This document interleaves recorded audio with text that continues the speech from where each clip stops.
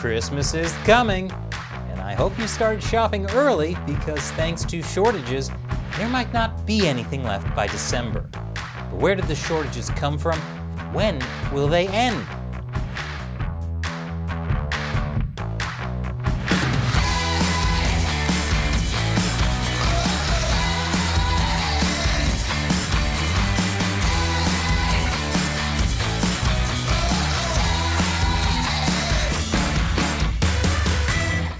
Welcome to America Uncovered. I'm Chris Chappell. We need to talk about Christmas. I know, it feels too soon. I'm not one of those people who starts watching Hallmark Christmas movies in September. That would be like drinking a pumpkin spice latte in July. I'm not a monster. But this Christmas is a little different. This Christmas, Santa has a problem with shortages. We're hearing about it from lots of different people. From the UPS chief who says to order your Christmas presents now, to the head of the Port of Long Beach, who tells us to shop early for Christmas, to the White House, which says that there will be things people can't get at Christmas. Everywhere you look, someone in the government or the media is telling you to get ready for Christmas right now or risk losing Christmas entirely. Kind of makes them sound like my crazy ex-girlfriend. And just like my ex, they know how to bring on the drama. Some media are calling the shortages the looming Christmas crisis, or a supply chain disaster, or a massive Christmas disappointment. Kind of like that time I received a homemade Super Nintendo. Anyway, many are calling the current situation the everything shortage. And if you've been keeping up with the headlines, it makes sense why. There is indeed a shortage of all sorts of things. Toys are a big one, especially for parents. But other things might be hard to get for Christmas as well, including turkeys, Christmas trees, and even wine. Wait a minute. I'm starting to get an idea of who might be to blame for these shortages. That's fine, Santa. I know this is a stressful time of year for you. Just be sure to wait at least 24 hours before driving your sleigh, especially if the reindeer have also been drinking. No wonder Rudolph's nose is so red. There are lots of questions about the shortages. Questions like, where are the shortages coming from? How long will they last? And the most pressing question, how can people know what it will be like in December? Do they have a time machine? Let's take a look at some of those questions right after the break. Welcome back. The everything shortage is happening because of supply chain disruptions. But what is a supply chain and how has it gotten disrupted? Well, the supply chain, also known as logistics, is the way goods get from their point of origin to their end point, from the factory to you. A typical 21st century supply chain has a lot of links and is increasingly global. So for example, let's say that you want to buy a new laptop. In order to get it to you, it has to be carried to you on a delivery truck that came from a warehouse that had the laptop delivered to it on a semi-truck, driven by a driver that hasn't had a bathroom break in 14 hours. They got its cargo from a train that transported the cargo from a port, where it arrived on a ship from China, where it was assembled in a factory from parts like microchips manufactured in Taiwan, which were made with rare earth metals mined in, don't think too hard about it. The point is, a supply chain is like the programming on that laptop. When it works, it's invisible. But if one small part stops working, the whole thing breaks down. If only the Geek Squad could fix this too. So what happens when one or more small parts of a global supply chain get messed up? The answer is nothing. Nothing gets done. In 2020, worldwide COVID lockdowns meant factories weren't manufacturing, ports weren't porting, and warehouses weren't warehousing. At least sweatpants were sweatpantsing. Those were the real heroes of 2020. Too bad you won't be able to get new sweatpants, though, since all this is still happening. Ports shut down again in Vietnam and China 2 months ago due to positive COVID tests among dock workers. And the shutdowns are just the beginning.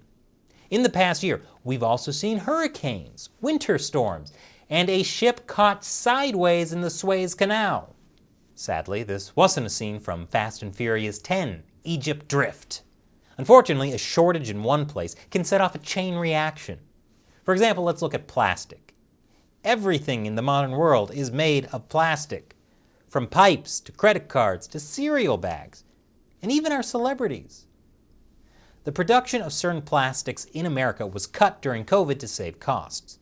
Then, production was stalled by hurricanes Laura and Zeta in Louisiana in 2020, by Winter Storm Uri in Texas in February, and by Hurricane Ida in Louisiana in August.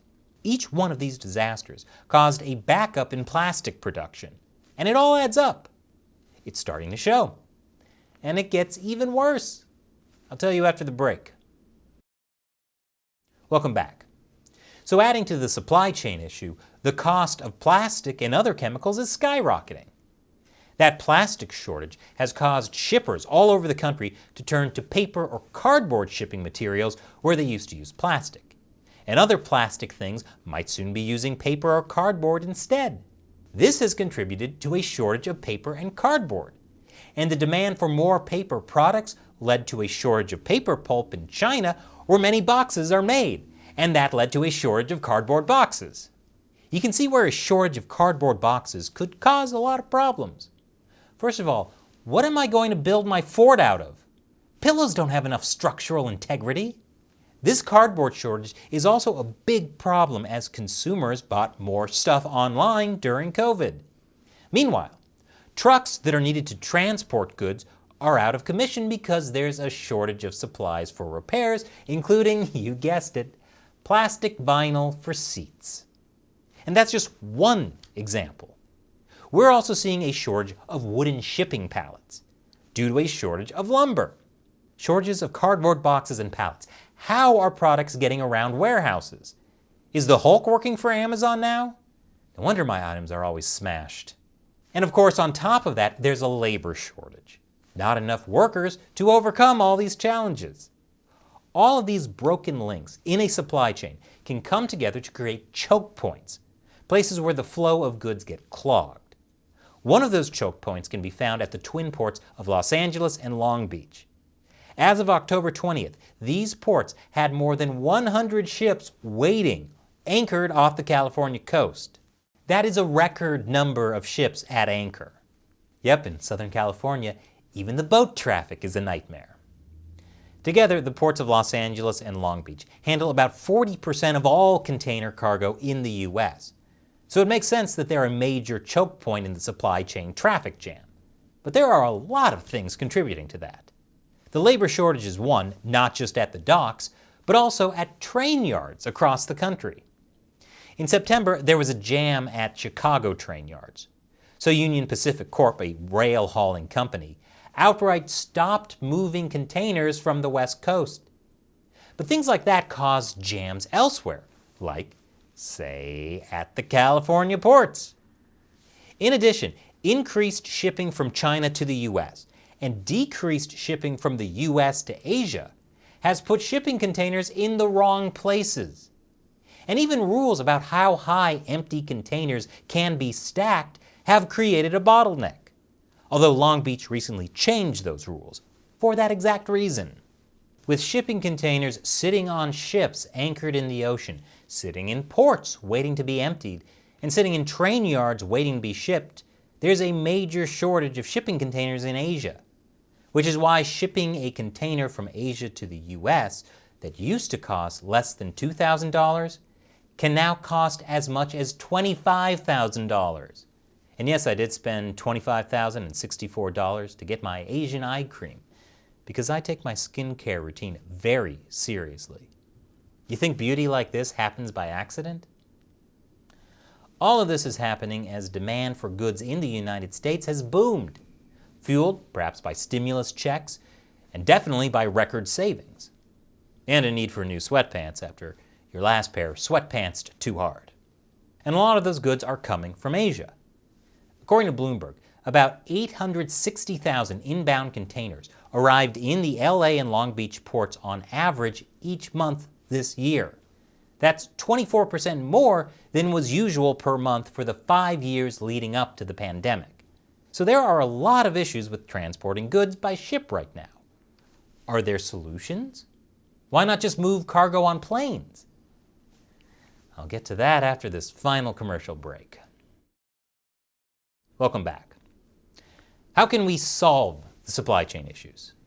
Certainly, one partial solution is to transport items using dedicated cargo jets or extra space on passenger jets. That's something companies have been doing for years. But since COVID began, fewer people are flying, which means fewer flights, which means less space for air cargo, which means, higher prices for air freight. According to Business Insider, air cargo prices skyrocketed 400%. With the price for shipping going up on both ships and airplanes, smaller companies often can't afford to pay to get their goods across the Pacific Ocean, while larger companies like Walmart, Target, and Home Depot are chartering their own ships. Yep, Walmart charters ships. If you think the passengers on a Carnival cruise were trashy, wait until you see the folks on SSS Walmart. And even if chartering your own ships works to some degree, it makes shortages worse for items only small businesses sell. And also, potentially more small businesses are failing while large businesses thrive. As if there wasn't enough of that because of the lockdowns. So just how long will we have to deal with these shortages?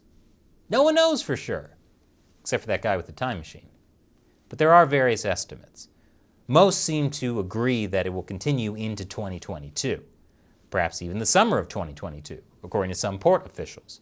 And some say that it might not end until 2023, while others say that the continuing unpredictable effects of COVID and low vaccination rates in supply countries could push it beyond that. So there's a chance the 2024 Olympics might wind up using paper parallel bars instead of plastic ones, which actually sounds more entertaining. Of course, with all these inconvenient shortages only getting worse rather than better, Christmas hangs in the balance. So what can you do? Well, you can start shopping now, or you can buy locally, or at least stuff made in America. Or you can make your own Christmas gifts this year. Here you go, Mom and Dad.